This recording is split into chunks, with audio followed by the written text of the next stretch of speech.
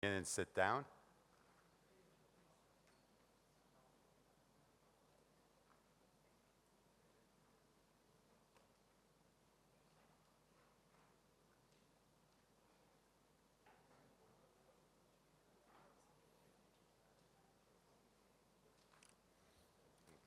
Telefonu sessize aldım. Okay Bey, unutmayın kırmızıya basmayı. Tamam. Biraz daha böyle yaklaşalım. İşte Ersin Bey dün Tamam. sorunu yaşamıştık. Tam sesi. Ses kontrol. Tamam. Fantastic. Okay. Welcome everybody to this ADF Talks, and my guest is going to be the Secretary General of the Turkish President's National Security Council, Okay Memiş. So I want to welcome him here. National security, it's serious, serious business, and I have a very serious gentleman standing next to me. We're going to begin by first talking about what exactly is part of the national security understanding and what the responsibilities of the National Security Council are. Okay Bey is going to be speaking in Turkish, so if you have your translating headsets, you might want to put them on if you don't understand Turkish. I'm going to give you a minute or two to put it on for those who want to put it on.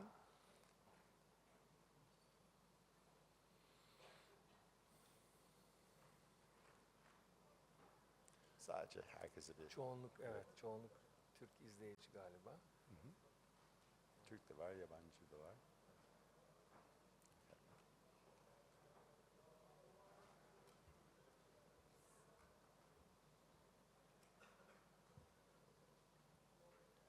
Okay, we're going to start then. Okay Bey, istiyorsanız başlayabilirsiniz. Milli Güvenlik Kurulu'nun kapsamı, görev. So now we can begin. You would maybe like to talk a little bit about the National Security Council. Thank you very much, Mr. Yusuf, primarily you and all those who are attending to listening us. I would like to pay my esteemed greetings to all the audience coming from abroad and from Turkey, especially those who are coming from abroad and spending their time for being here. I would like to appreciate your effort, and I see very young people amongst you, ladies and gentlemen. I would like to greet you all with my deepest respects.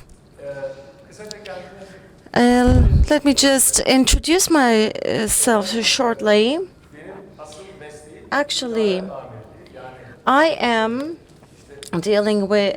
have been actually governor in 1991. After graduating from the Political Sciences University, I became a kaymakam, and for 10 years, for a decade, I made my duty in different provinces of our country. And later on, I have become also the head of director in the Ministry of Finance. And later, in 2 years, I also had the opportunity to become the advisor of our Minister of Defense. For 3 years, I have become a governor of Gümüşhane, and for 5 years, I also was a governor of Erzurum. So in the last 1.5 years, I have also worked in AFAD, which is actually responsible for disaster management, and I have friends amongst the audience as well. Mr. Maruf for the Foreign Affairs Department, and I have been the General Director of AFAD, and for 2 months under the assignment of our president, I have become the General Secretary of the National General Security. Of course, security is very much important for all of the nations. It's a very important field. As you all know, countries, integration, and the welfare of the society, of the community, and it is very much important for also the sovereignty of a country. Not only for Turkey, of course, whatever is done in all of the countries about security is done on the basis of these three aspects. And our nation, we have a constitutional law with the article of 118, and it has been regulated in the constitution. And the president is the president of the National Security Council is our president Recep Tayyip Erdogan. And of course, within the board there is our Minister of Defense, and on the other hand, Komutanlarımız deniz, hava, the general staff, and of course the general staff of aviation and also land and marine. And on the other hand, I also would like to thank those who have made a lot of efforts on security as ambassadors, and of course our Minister of Internal Affairs and our President of the Ministry of Intelligence, and the Gendarmerie General Staff is also involved. And of course, the Vice President is also involved here, and also our Minister of Finance is also involved. If necessary, other representatives of different institutions can be involved in this council. Actually, it is actually a security cabinet. There's it's a kind of actual security cabinet, and the cabinet consists of the people I've named. Every 2 months, according to our constitutional law, a meeting has been held. And we, as the General Secretary of the National Security, from the military, from the Ministry of Defense, from the Ministry of Interior, from the Gendarmerie, from the National Intelligence, and from our Foreign Affairs, Ministry of Foreign Affairs, we have intelligence notes, information notes, and documents that are coming, which is giving the necessary information about the threats that can occur coming from outside or inside. So all these notes are handled and landed to our president. Under the meetings that are held by our president, we are making our presentation, and according to its subject, each member of the council is giving a briefing to the president about their own related items. So the heroic commanders of our military are coming together with our president as well on a regular basis, and they are giving all the necessary information about the threats that might be happening on the highest levels. As you can imagine, all of these interviews are confidential, and all of the records are kept in our secretariat. And on the other hand, it's like a think tank. All of the daily strategic issues are debated. Actually, since the fundamentals have been drawn in 1933 by the founder of the Turkish Republic, our hero Mustafa Kemal Atatürk. And so that is the reason why we have a really long history. And it has also been enacted within the constitutional law with the article number 118. From the past till today, the national security concept is also changing, and I suppose we're going to be talking about these matters as well soon. Actually, indeed, it involves military subjects. We cannot, of course, eliminated because Turkey is a very important country located in a very important geographical situation, so our military has to be ready at all times. And in the developing world and with a developing technology, there are of course new security concepts and risks and threats that are happening, which we actually observe very closely. So that was just a short introduction.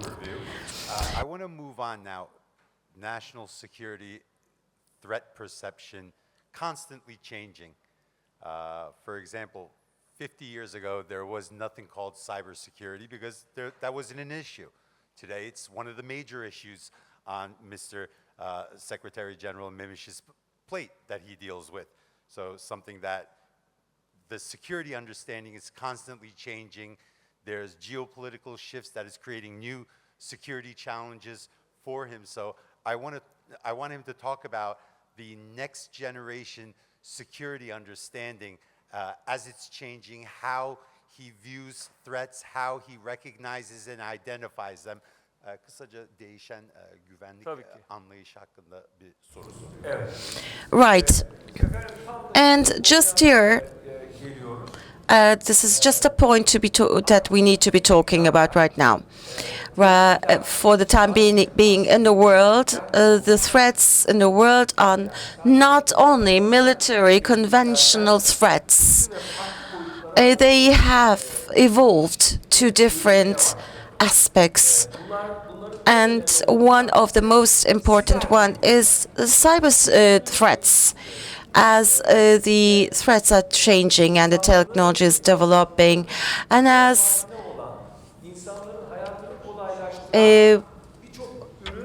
many different products are getting into the lives for the benefit of the human being, and that causes also risks to the mankind. That is the reason why borders are not physical. On digital and ideological level, a global world has right now started to be drawn. There are different, very wonderful apparatuses. Like we have our mobile phones. As for communication, it is easing our world, our life. But these mobile phones can be also exploited by other powers. And that's the reason why we are making our meetings in areas where the mobile phones are not accepted. And you can be easily followed and listened to. There is a cyberspace, as you know. And as the Turkish Republic, we are peninsula. Our motherland is Anatolia. We have a great historical background, and it is the land that has been actually planted and planted with the martyr's blood. So now today we have the social media and the internet world, and there's a great amount of a change ongoing, especially in certain developed countries. States are, for instance, are talking about fast trains, train freight. I would like to give an example. In the last decade, in public transportation, the delay time is 17 seconds. That is incredible in the last 10 years. So it says here at 15:35, and in the 7th second, that train is coming here to the Belek station, and really in seconds they are coming here. But with any kind of an intervention you do there, that system can be really be broken. So in one way, technology is a great benefit, but on the other hand, it can be a great threat, security threat indeed. And the financial markets, on the other hand, we are all making our payments from online. But on the other side, that is indeed bringing other risks as well within its own structure. The technological investments are being still made.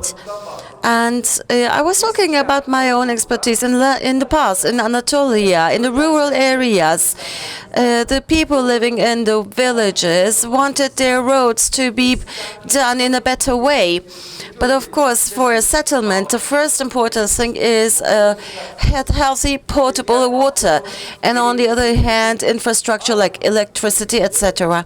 Right now, in the rural areas of Turkey, they are demanding a better internet connection. It is easing the life, yes, it's simplifying the life, but on the other hand, it has also its own risks. Well, and NATO's Warsaw summit in 2016,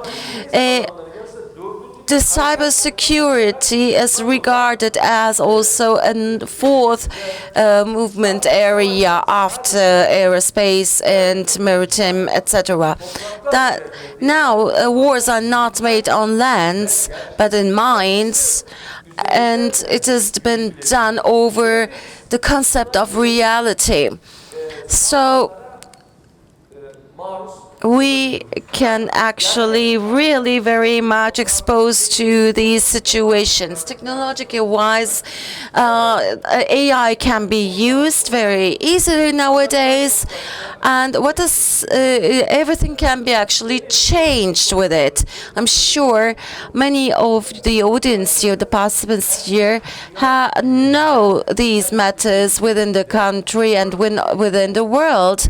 We have actually really lived it, and me myself as well, during my own duties, while I was actually a governor.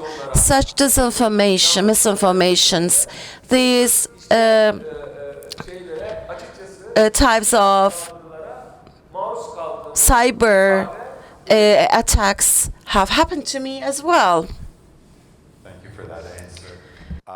When we think about national security, obviously, most people think about counterterrorism, a foreign power that has troops that's adversarial to Turkey, but many people don't think about energy security, they don't think about food security, they don't think about economic security, and these are all part of the national security understanding and the national security umbrella. I think that, for example, very simply, war in Ukraine or a war anywhere in the Middle East that disrupts energy supplies. When we saw how COVID disrupted logistics supplies, these impact the daily life of citizens of Turkey, hence causing a national security threat because they're disrupting the way of life, they're disrupting a certain order, they're disrupting the resources of the Turkish state, creating that national security. And now this has become part of the understanding of the National Security Council as well. So I would like Governor Memiş, Secretary General Memiş to talk about this as well. Gıda güvenliği, enerji güvenliği ve ekonomik güvenliği. Evet, evet. Aslında Actually, sorumuzun devamı olan başlıklara doğru we are getting a little bit more deeper to the theme. One is the food security and the economic security. As from the side of the countries, security is not any longer about military or about wars. Of course, the energy or other areas are also very much important, the finances. The economic capacity is very important. Not every country has the same capacity of economy. In Anatolia, when you make a drilling for 100 meters, you reach to water. When you go to 200 meters, 300, 400 meters, you reach to thermal water. And again, when you do the same drilling in Saudi Arabia, instead of finding water for under 50 meters, they can find actually petroleum. This is a benefit and also a strategical product, of course. But on the other hand, in the desert of Arabia, there are plenty of products that cannot be planted. But now you are going to see here around the gardens, like there are orange trees, and they are flourishing right now. We have different kinds of, we have wonderful actual products here, but it doesn't actually give fruit, for instance, in another country. So because I'm producing oranges, I might not have problems about oranges and mandarins, but I have problem about energy. So which one is more cheaper, the petroleum that you drill at 50 meters, or when you go or is it advantageous to have a petroleum that you can find down under 2,000 meters? So compare between countries. In between these situations, the countries need to decide, of course. The technologies are changing, and the national economic attitudes bring people to have new developments. Right now, the President of the United States, Donald Trump, has the policy of tariffs now. Everybody is following it in curiosity and surprise on the other hand, and on the other hand, they are thinking about certain strategies in order to protect themselves. So this area is really very important. And on the other hand, when we talk about energy, and energy is, of course, one of the most important issue. The whole world is trying to find different energies rather than conventional energies like wind, solar, and hydro. Some of the global companies are opening their research and development for lithium batteries to the whole world. And they say that the battery of the cell phone, they are bringing up, we are opening up new ways to actually keep the battery last longer, for instance.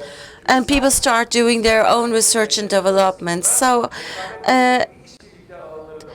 this is actually where the world is going on. Of course, we are making collaboration, but on the other hand, we are making competition as well. It's very much important that the countries can produce their own energy and develop themselves in that area. This is very important and significant. So what about food security? Before passing to food security, I'd like to ask a new question to you about a news. For instance, the pipelines of Turkey. There was very recently, over the past 2-3 years, an incident in right off the coast of Germany. Nord Stream 2 pipeline was blown up, and obviously it created national security issues for Germany's energy supply. Nord Stream 2'nin patlatılmasıyla konuşuyorum. Benzer bir durumda Türkiye'de misal Türk akım Rus tarafında bir saldırı düzenlendiği hakkında raporlar gelmişti. And there were reports about the pipeline being exploded and being attacked. And in that case, what should we think about the national security plan A, plan B of the country? Disruption of energy supplies, what type of plans, plan B, plan C that the National Security Council has? The state of the Republic of Turkey, when it comes to energy, is making efforts to produce energy, generate energy itself. With the construction of new dams, now hydropower plants have been increasing in numbers, but we still rely on imported energy. But one of our trade deficit areas is the energy. So to respond to that, we have some new policies that we have been pursuing. And in cities, especially in Eastern Anatolia, for instance, we have been closing the gap for the energy deficit through the construction of new dams between Artvin and Erzurum. It is one of the tallest Yusufeli Dam, one of the tallest dams in the world. And we also have interconnected lines in the west of the country for energy transfer. And when it comes to oil, we have new gas sources in Sakarya, Karasu of the shore, and there are some new reserves that we can rely on now. And in Batman province, for instance, we have new developments about oil, which is still ongoing. And when you look at the global map, Turkey serves as a bridge. Napoleon once said, if the world was one country, Istanbul would be the capital. So this is the location that we are in. So it's a natural bridge between the continents. And there are 3 bridges in Istanbul, but Anatolia, the Asia Minor itself, is almost like a bridge. So we are home to some oil reserves. We produce some of them, and we also transmit some oil to Europe where it is needed through Anatolia. And we also develop our technology accordingly. TOG, which is the first domestic car made out of Turkey, was based on this idea, running on electricity. So we have this strategy according to which we keep developing our policies. And when it comes to food security, especially water security, for the past 10 years, and I mean, given the situation with our southern neighbors, which creates some tension, and also there are some effects of the climate change. Talking about not only food security, but also water security, because there has been tensions over the past couple of years between Turkey and Iraq, and also Syria, as well as water is probably one of the most important resources in the Middle East, and with climate change drying up this resource, it's only becoming more and more valuable. İsterseniz önce gıda güvenliğinden Well, if you wish, I would like to start with the food security. Let me tell you this. One of our strategic missions is what is called Red Book. It is the national security political documents that we drove up. And this document includes not only military staff, but also other aspects of security. And, this dossier, I wish it was red. It would be more dramatic, but this is a note that you should be aware of. And in this national security document, we have incorporated all these issues into that document. And as I said before, food security is quite strategic for any country. The United States, Russia, China, and the European countries, in their national security documents, food security is as important as military security or national security, and it is a subject that they develop policies for. And I have mentioned about this before. Every country doesn't have the same potential when it comes to producing food. For instance, between Ukraine and Russia, the world struggled because it's the grain depository of the world, and many developed countries may not have struggled in this regard, but when it comes to developing countries and some underdeveloped countries which suffer from drought and access to food, or some countries just like the countries in the south of Turkey, people still live in camps, still live in refugee camps. So this is something that the whole world should develop policies for. And one of those issues concerns water. And there are cross-border water issues. And from the perspective of our country, there are some rivers originating in Anatolia, but they stream into other countries' seas. For instance, Tigris is one of them, which concerns Syria and Iraq as well. And at the same time, Çoruh River, Aras River, they also stream into Caspian Sea. And there are also rivers in the Thrace region, in the west of the country.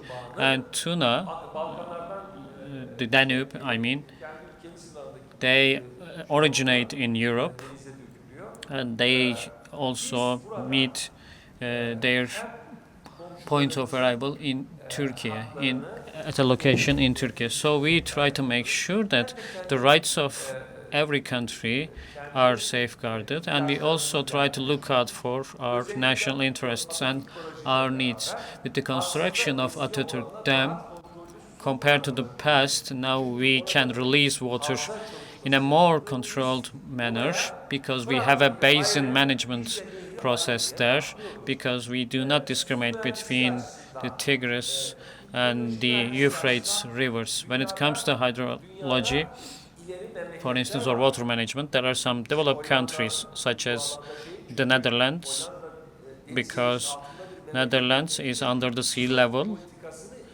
Because of that, it is a country that has managed its water resources quite well. And they follow the global developments, and they set role models and best practices. And according to them, we also try to develop our policies. Back in the day, agricultural irrigation was based on open irrigation. This was the case in Urfa, in Diyarbakır, and in Gaziantep and Batman. There were wild irrigation systems, and because of that, that has caused some salination in soil. Now we have drip irrigation methods that we adopt. So when it comes to water bodies, Turkey is not a rich country. We have rivers, but we have changed our policies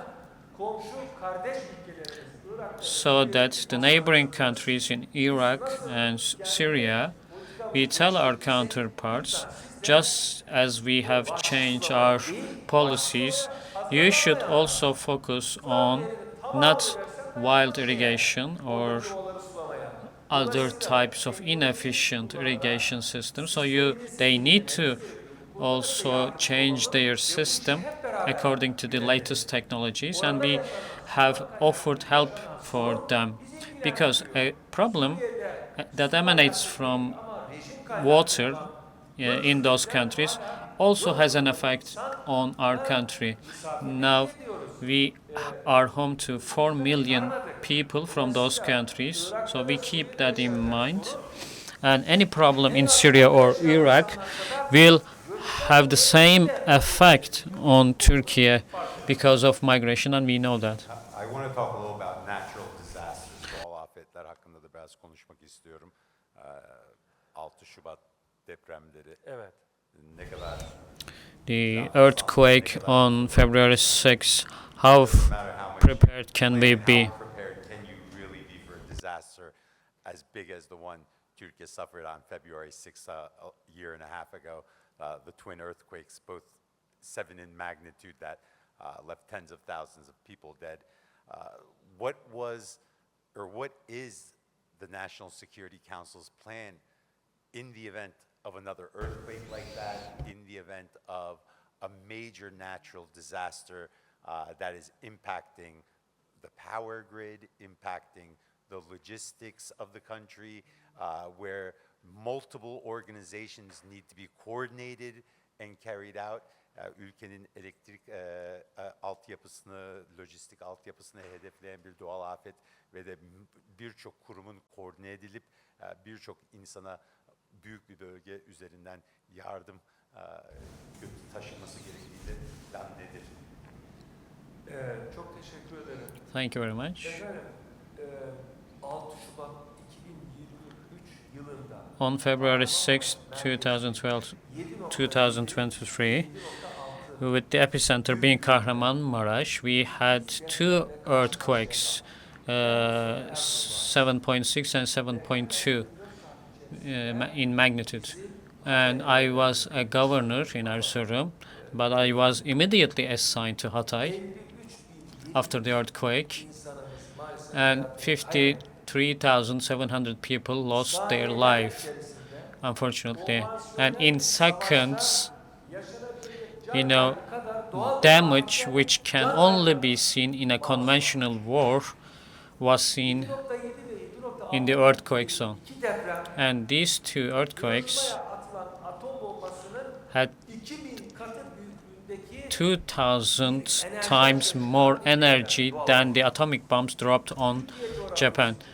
And for Turkey, and especially for Asia Minor, earthquake is a major risk.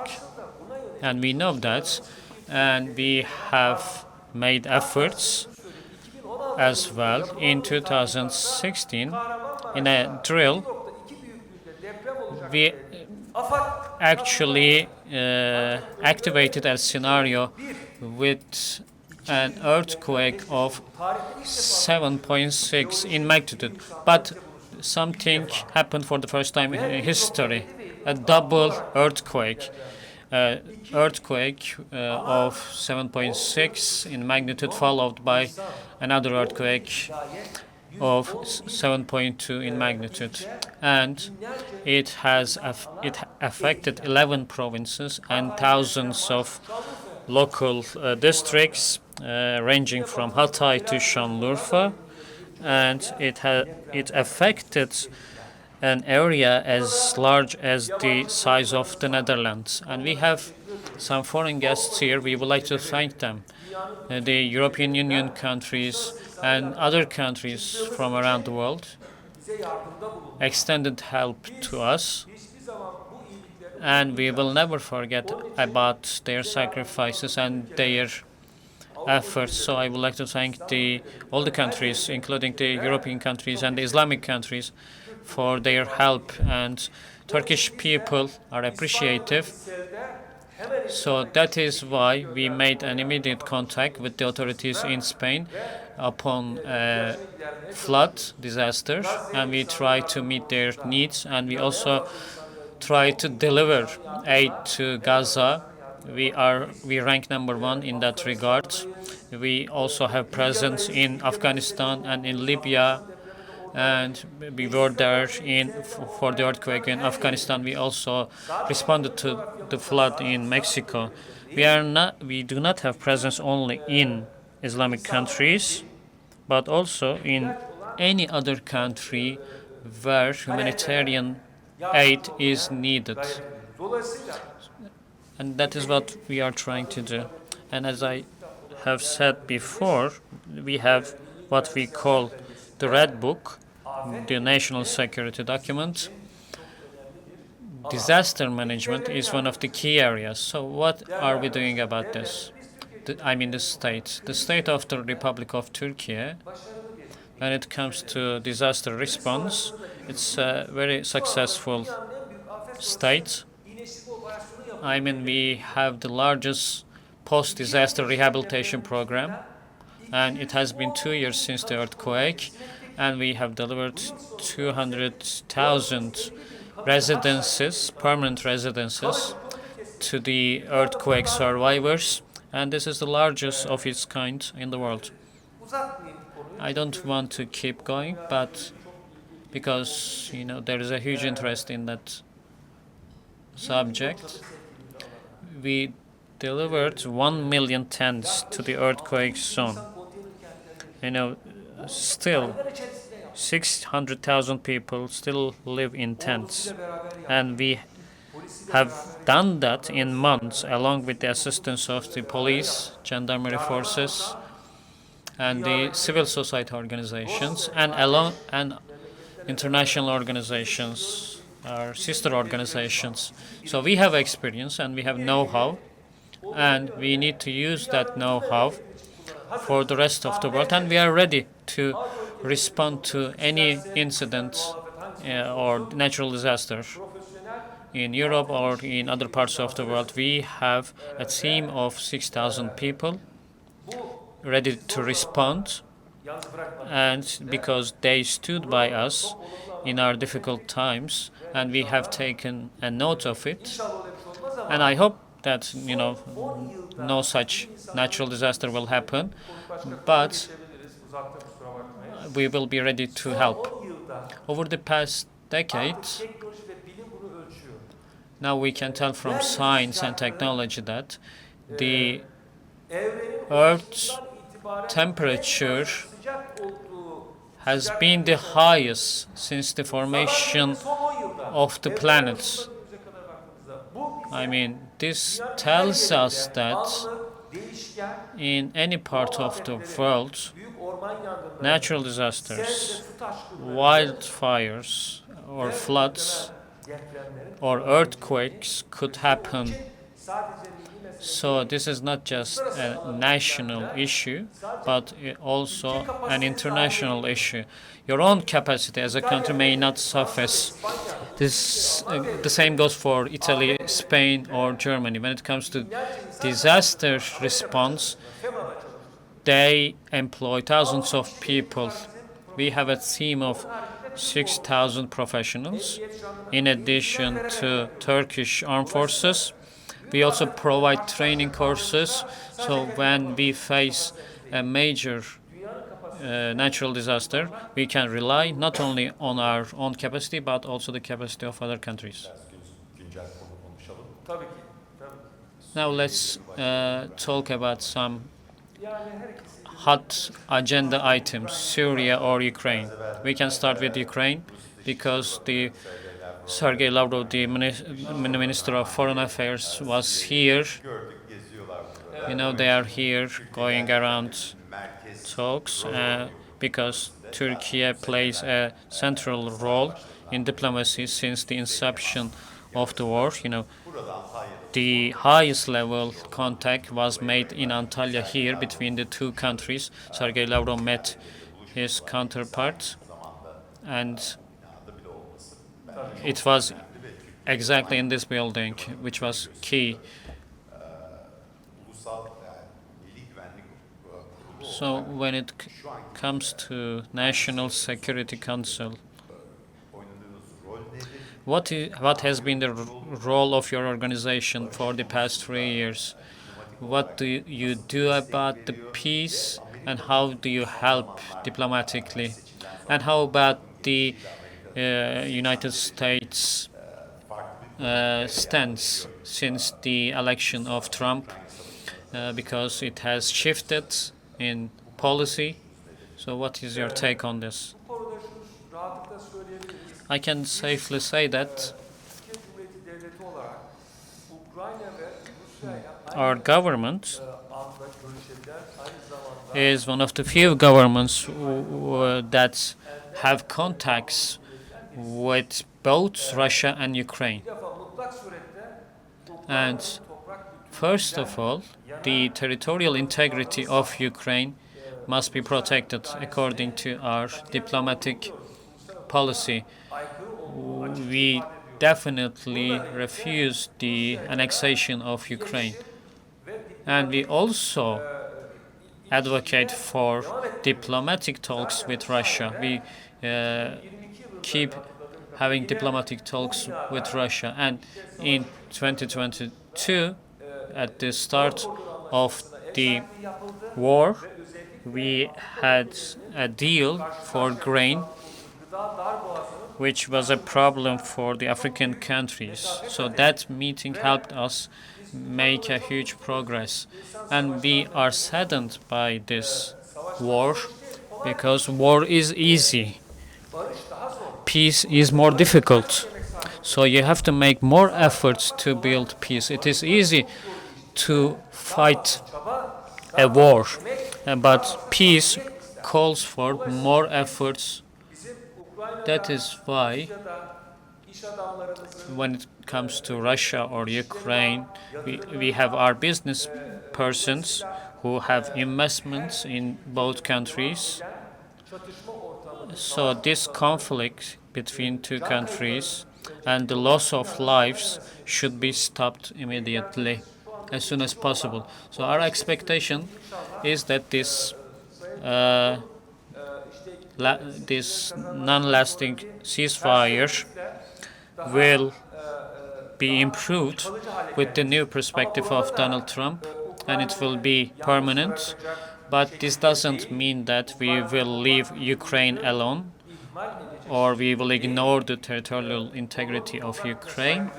We have respect for their territorial integrity, which is something that we firmly believe. yani So, derdi ki who would thought, böyle bir şey who would have thought something like this would happen between tamamıyla değil. Russia and Ukraine? All the paradigms have shifted. You know, Europe is a continent where the world wars were staged. You know, World War I and World War II happened in Europe. But with the European Union, for which we seek full accession, we still have this desire to join the EU because we consider ourselves part of Europe as well, even though we are located in most part in Anatolia. So all the paradigms have shifted. Now European Union and European countries, which was originally a commercial entity or bloc, has now developed new policies. So they do not rely on United States for security because the war is at their door, and the Hungarian counterparts were here, and I met them, and their neighbor is in a war. You know, people are concerned, naturally. So Turkey has experience in this regards. You know, it's is based on years of experience coming from the Seljuks and the Ottoman Empire. We have this experience of building empires, and we have this experience of statehood, Bürokrasimiz var. and we have security bureaucracy. Kötü komşu ev sahibi yapar misali You know, savunma sanayinde yediğimiz ambargolardan because of the embargo that are imposed on our defense industry, we have developed new unmanned aerial vehicles, which have led us to some further capacity, which is important for the European Union because we have deterrence. We are not posing a threat for any other country, as the president said yesterday. The reason why we have presence in some countries is not the natural resources. It is the humanitarian needs that we need to meet. And when it comes to Russia and Ukraine, this is all I have to say. I have another question. Bir 3 yıl boyunca Ukrayna Savaşı'nda sizin gördüğünüz Türkiye'ye yansıyabilecek en büyük ulusal güvenlik tehdidi neydi? Gerçekleşse de gerçekleşmese de yani en büyük tehdit algısı konusunda. Bitiyor gibi geldi. O bir iki muhataplarınızla veya heyetler arası görüşmelerde veya Türkiye'nin çeşitli kurumlarıyla Dışişleri Bakanlığı olsun, Savunma Bakanlığı olsun, Cumhurbaşkanlığı olsun bir içeride bir bilgi aktarımı ve paylaşımı yaptığınızda ve Ukrayna tarafı, Rusya tarafının görüşmeleri dinlediğinizde iki taraf arasında barış konusunda ne kadar uzaklar?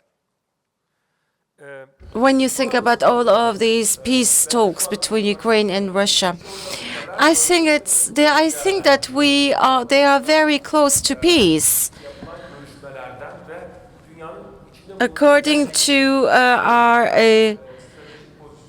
According to the strategic position right now in the globe, there is actually an actual stimulation for peace. And we believe that this is quite positive. Some countries in their past have certain heritages that comes out of that history. That can be cultural relations, economic relations, or war. In the European countries, when we take a look to the history, even a century ago, they have made war with each other, and there is no border anymore amongst them. And when we take a look to our history, we have also made war with some of our neighboring country during the Ottoman age. So, of course, our main heritage and the principle is peace and at home, peace in the world, which is actually the greatest saying of our founder, Mustafa Kemal Atatürk. Of course, there's not Europe, nor America, or Turkey, there is Asia Pacific. And with our history, we are here as well, and we have also a great potential, a power, and with our historical mission, we are here a chance for the peace, for making peace in the world. So since you've been talking about NATO, the security architecture in Europe has been actually debated right now. It has also been debated that Turkey can be a little bit more integrated nowadays.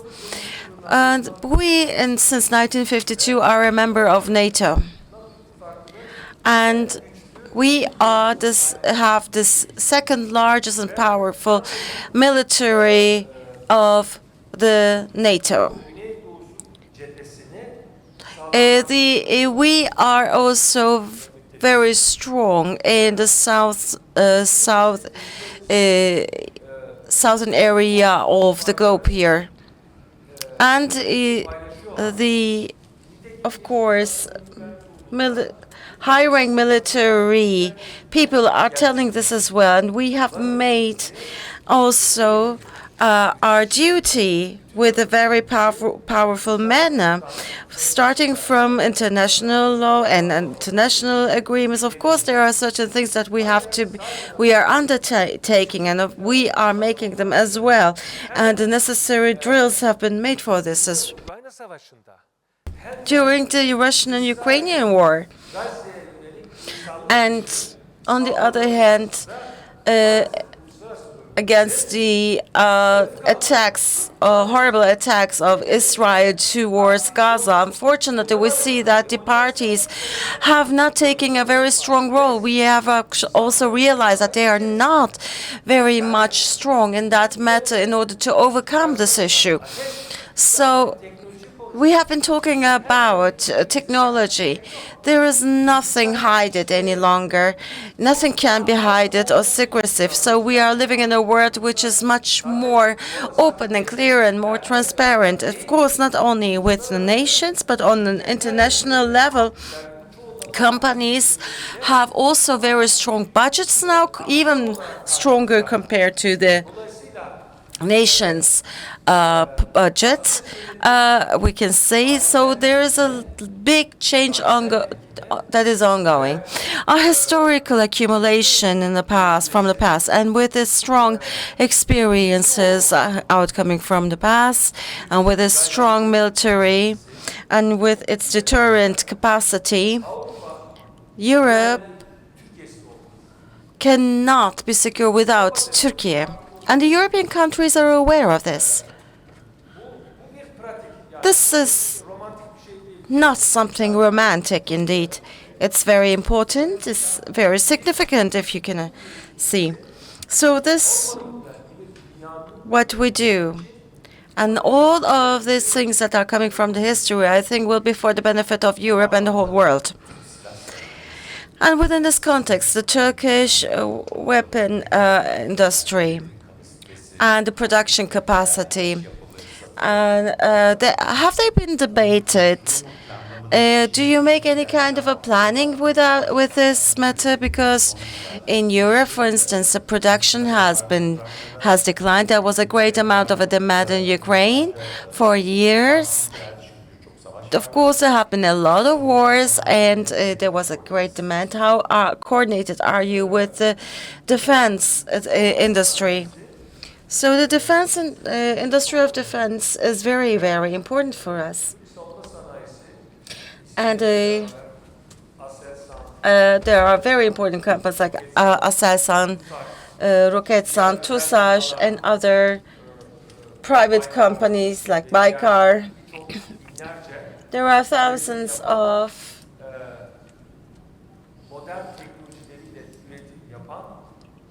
important companies that are making production with modern technologies. Just like in Pentagon, even in Pentagon, of course, the defense industry has helped the Pentagon become stronger. We all know that. So for 50 years, there has been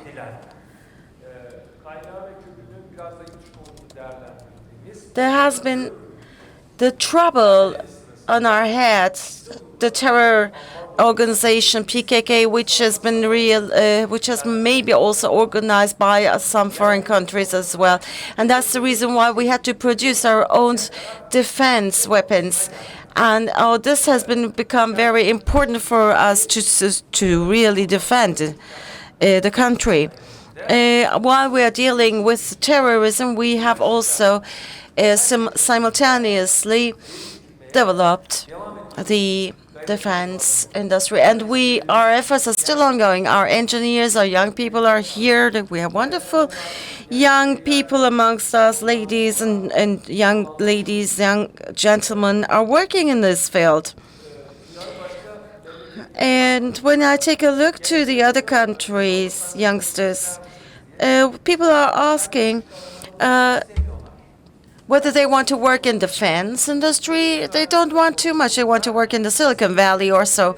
But when you ask our youngsters in Turkey, they want to work in Aselsan, Havelsan, in TUSAŞ, because it's prestigious, it has a very strong institutional infrastructure, and they are really very well training the newcomers, and by handling and using the whole new technologies, we have wonderful, actually, young people that are going to be involved in this field. Of course, we have just 5 minutes. Just one question. There has been a great amount of a change in Syria. Yes, it has been a great change. And national security, we have also, as a national security, Syria is very much important because we have a very long border, like 911 kilometers. And we have also hosted 4 million Syrian citizens. And Syria has been also an area of terrorist acts with more than one terror group. So what has changed in your mentality or perception of defense after all this happened, and what do you expect in Syria to be happening in the near future? As for Syria, I also have an individual experience, and I would like to share it with you. In Syria, there has been a change of administration just after that happened. As you know, and there is sadly a prison in Damascus, and inhumane tortures are made in this prison. The new Syrian, upon the invitation of the new administration of Syria, we have gone to Damascus to see the prison.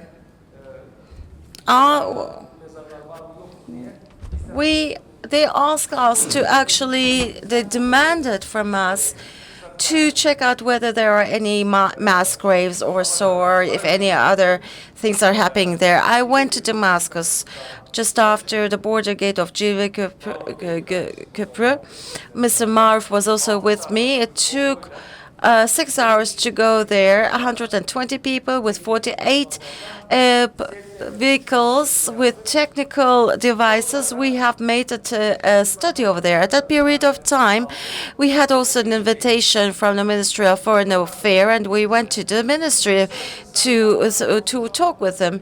And again, we have a good friend of ours called Mr. Seyfettin, who is working for humanitarian aspects. They know, Mr. Seyfettin knows the people from the Ministry of Foreign Affairs, and I asked them, where do you know these people? In Idlib, in Afrin, in Jarablus. We have worked together with this guy in order to make donations and gave aid to the people living there. So people are very much surprised why Turkey is very close with the new administration in Syria. The reason is this, because of this, due to the regime, due to the bombing of the regime, from the southern part of Syria up to the northern side, there have been 6 million people. We have actually helped them in our southern border, and still there are 1.5 million people living in camps, and they have to return. Actually, the problem in Syria has not ended yet. There is still a lot of things to do, and 4 million people have lived in different provinces of Turkey, and as they return, we have to abide by the rules, of course, of international law, with a voluntary, a safe, and secure, and an honorable, a dignified return is expected, and this is what we want to do. This is not a romanticization. If they do not want to return, they don't return. Nowadays, people started to return. Approximately 800,000 volunteers have returned back to their countries. So neither Iraq nor in Iran, we are not looking to their lands. We don't want any of their lands. But the administrations are important here.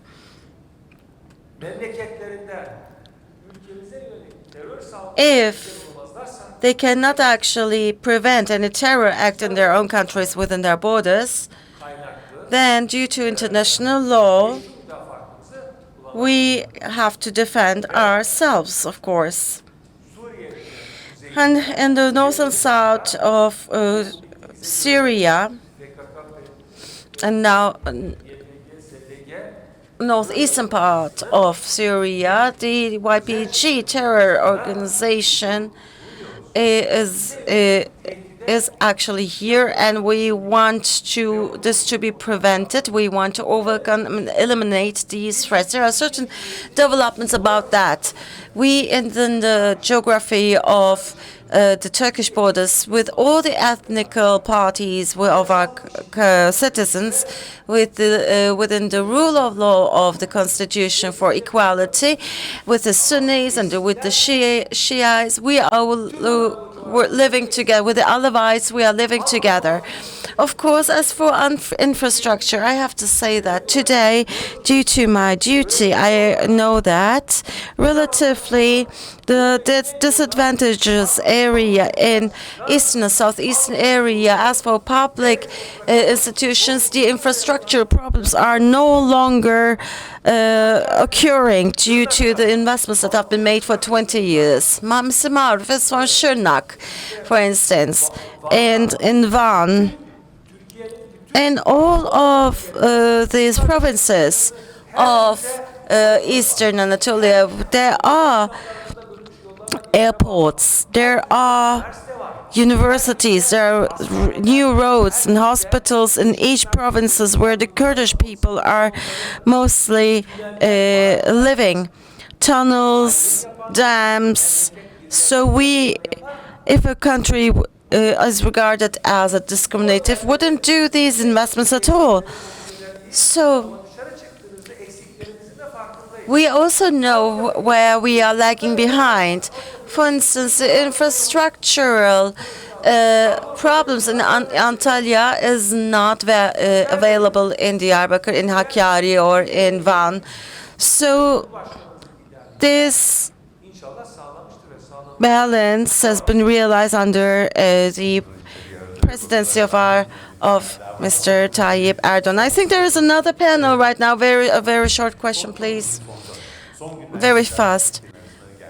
There is a tension between Israel and Turkey, and that's having a military base in Turkey or not. Well, what do you think about it? When we are talking about, of course, this can be confidential. Maybe you cannot say anything for the time being. Well, I'll leave it to you. As a Republic of Turkey, we have a principle: peace at home, peace in the world. In the history, the Jews were escaping from the Inquisition, but the Ottoman Empire opened their lands to them. Just like the Syrians, just as like it's done to the Syrians. So the Jews have been hosted in the lands of the Ottoman Empire at that period of time, and as a history, we do not have any kind of a problem with the Israeli. However, throughout the years, and just in front of our eyes, they say that under the opinion of self-defense, they are really massacring children over there. There's no description about it. So Palestine should be recognized as an independent country. Israel has to stop its attacks and stay in its own lands. There is such a big of a blockade that you cannot give any humanitarian aid to the Palestinians because it has been surrounded by the Israelis. We, as the Red Crescent, with the NGOs, with the Turkish Republic, and we also would like to thank the Egyptian state as well for giving us the opportunity to use their harbors in order to give the aid. So this is what we think. As a state, on a legal point of view, we do not have any kind of bad feeling, or we don't regard them as enemies at all towards them. We were always in peace, but we cannot actually have a blind eye to what is done so far. Mr. Okay Memiş. Teşekkürler. Thank you.